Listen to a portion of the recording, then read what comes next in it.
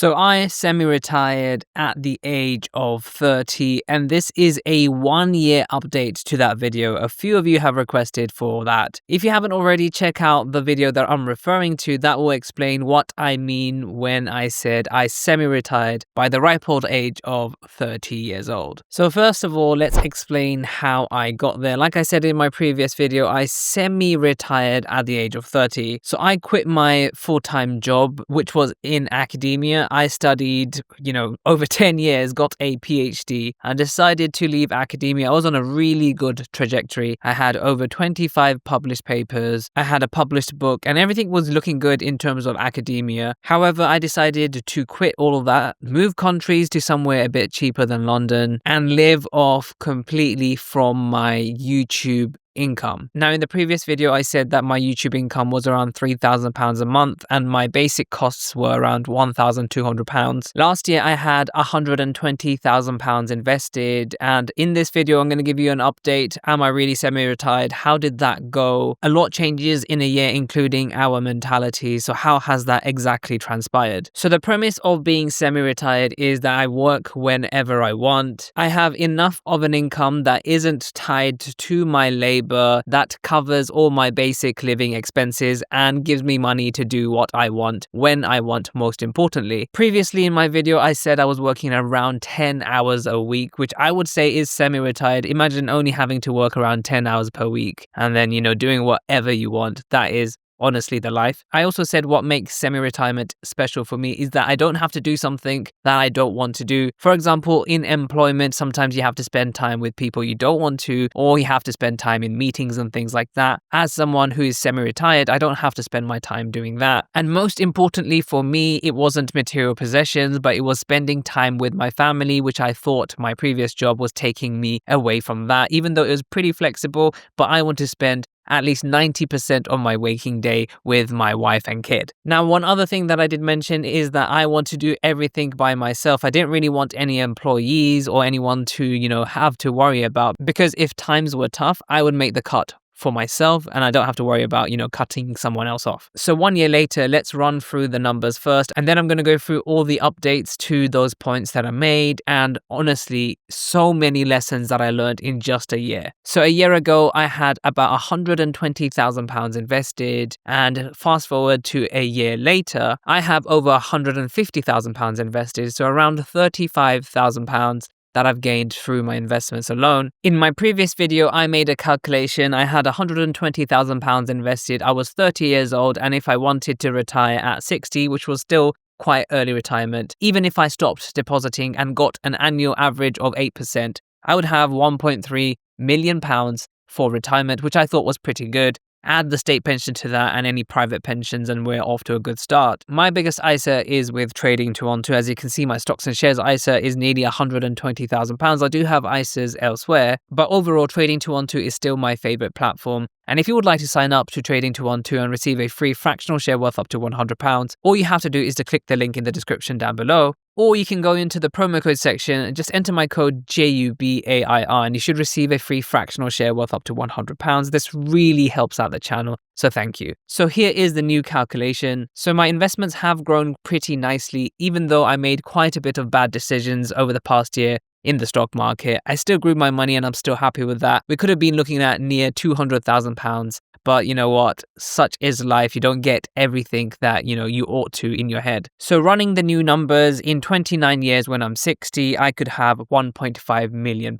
It is actually more optimistic than the previous forecast. But again, this is 29 years in the future. Things can really change. Past performance is no indication for future growth. And this calculation takes into consideration that I don't actually actively invest, which I will talk about in a bit. But 1.5 million by the time I'm 60 would be pretty nice for me. So let's talk about my income target. Previously, I did say that I could live off £2,500 a month, with my basic costs being £1,200 a month. And that includes £1,000 of investments into the stock market and about £300 of just extra spending money. Now, this income target was extremely optimistic. £1,200 in basic living costs. That is roughly true. However, I have severely underestimated what it would cost to actually live an actual life. Now, in my household, I am the only one with an income, which means I have to cover the costs of my wife and kid. I don't know what I was thinking when I made that price target, but living off of £300 is absolutely impossible. Looking back, it's pretty laughable and I do think it's quite funny. But my basic costs are closer to something around maybe £2,000 to £2,500. And realistically, my income target is closer to £4,000 a month. And this does not include investing. Now, you may be wondering where this extra cost is going. Well, I do have a very, very beautiful wife, and I definitely didn't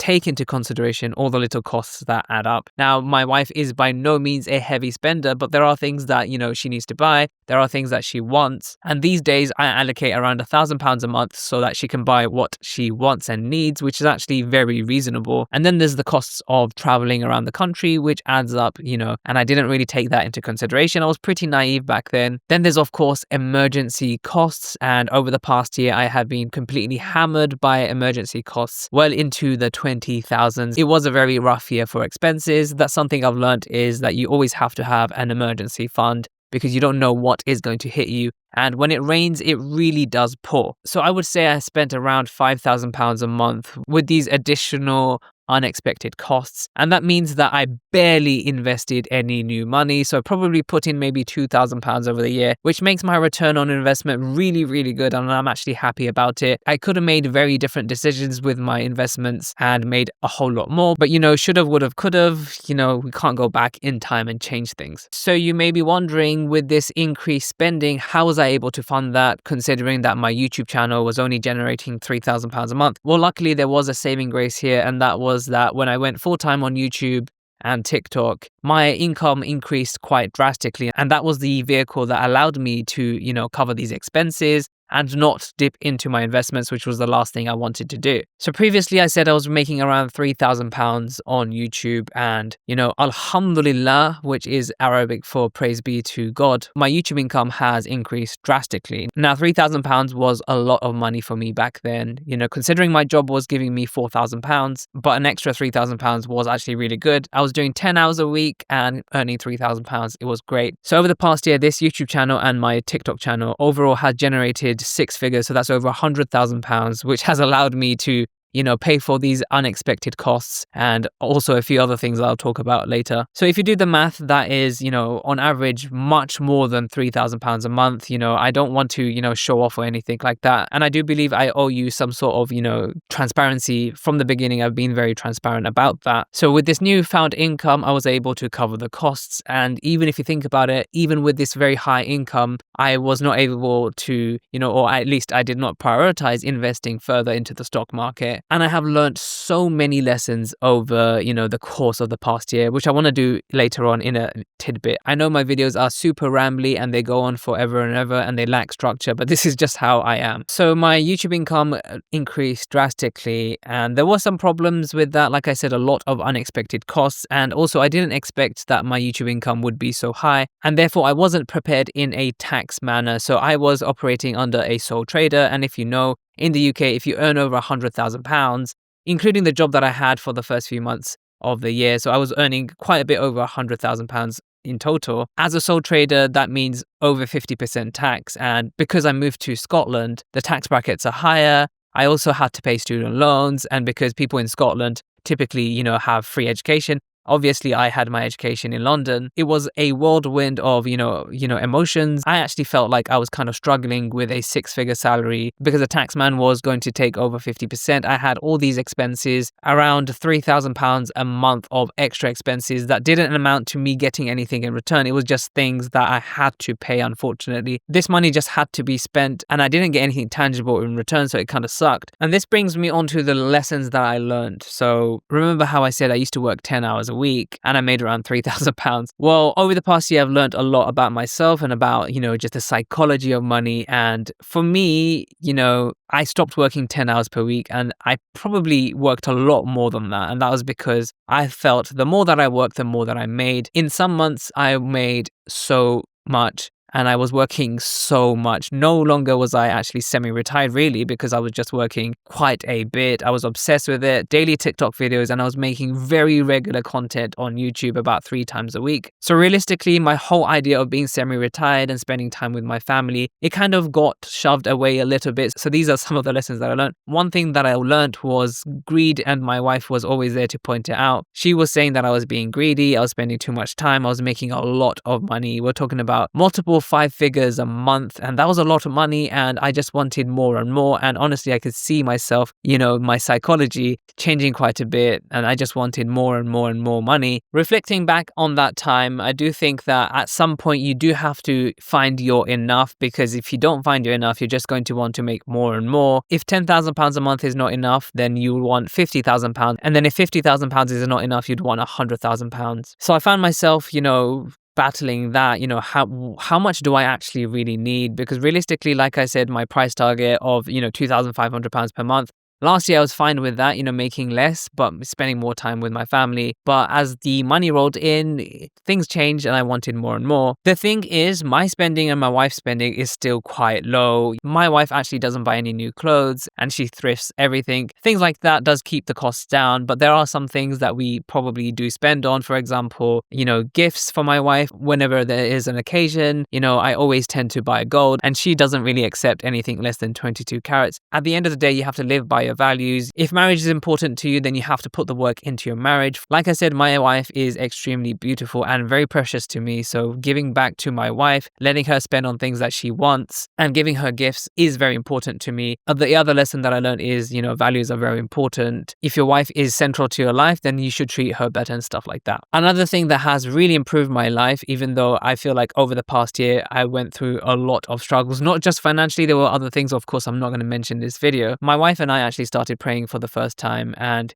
that was a lot to do with the struggles that we went, not just financially, and it brought us closer to God. And I honestly believe that, all the struggles that we went through over the past year, believing in God, praying to God, and, accepting God in, has given me the ability to weather through these storms and, go through all these life lessons that I've learned. So definitely for me, that has been a huge bonus. No one is perfect. There are things that I would like to change in my life, and that is an ongoing process. I'm sure someone in the comment section is going to, say something that how I'm doing something wrong, but that's just normal. And we really should look at ourselves first before we start judging others. I know this video has gone on and on and on, and there are some other things that I wanted to tell you. It wasn't all just bad financially. We did get to go on multiple trips in the first 3 months of the year. Actually, we went to 4 different countries.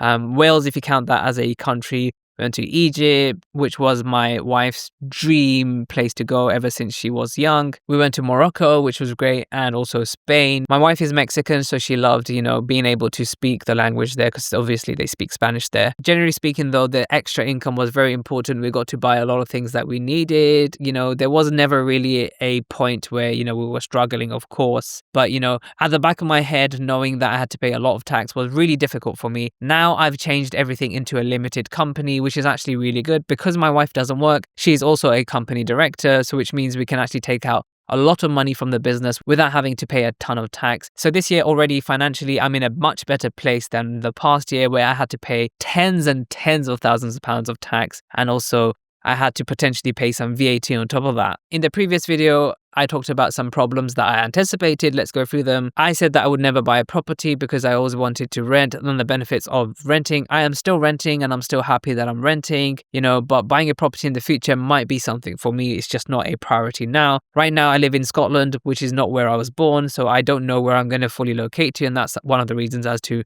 why I'm not going to buy right now. I also said I don't own a car, but things are about to change because not owning a car here is actually really difficult. I did say that I am quite frugal, not extremely frugal, mind you. I still want to enjoy my, money on food and experiences, and I will never really budget on that. 1 year later, that's still true. My wife and I, we don't spend unnecessarily. We never buy designer because honestly, why would you want to wear someone else's name? I also worried about income diversification. 1 year later, my income really isn't more diversified. It is higher, but it's not. So there's always that fear that, if I lose my main source of income, I will literally be ruined. But I think if that ever happened, I have a PhD at the end of the day. And I also know that, there's always a way of making money online. So hopefully I'll be okay. The other thing that I did mention was cash flow. I always have to make money to, be semi-retired. And that is still true. And, luckily for my YouTube, the cash flow was still there. So I'm okay in that regards for now. Another thing that I did say is that I would get bored of semi-retirement. That really hasn't happened because I really am not semi-retired. I'm kind of semi-retired. I'm kind of not. I do work quite a bit. Right now I work about maybe 15 hours a week, maybe less. I have gotten that balance back, which I'm happy about. I'm not obsessed with, making content too much. So the problems that I didn't anticipate, of course, is those costs,